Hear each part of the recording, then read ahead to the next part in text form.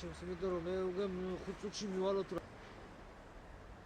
მთლიანად უნდა იყოს ყველა სახის რეკლამა აკრძალული თამბაქოს კონტროლის ჩარჩო კონვენციის მოთხოვნების შესაბამისად საქართველოს, როგორც მის მონაწილე ქვეყანას 2011 წლის 15 მაისამდე უნდა მოეხდინა რეკლამის და პოპულარიზაციის სრული აკრძალვა. გარდა სამართალდარღვევისა, კიდევ ერთხელ დავაფიქსირებ აზრს, რომ გარე რეკლამები და ასეთი პოპულარიზაცია ხელს უწყობს განსაკუთრებით ახალგაზრდების და ბავშვების ჩათრევას ამ საშინელებაში. ქუჩაში, ქალაქის ფარგლებში, გამზირებზე, მოედნებზე და ასევე ასეთი ტერიტორიებიდან 20 მეტრის რადიუსში დაუშვებელია ნებისმიერი ფორმით თამბაქოს შესახებ რეკლამის გავრცელება.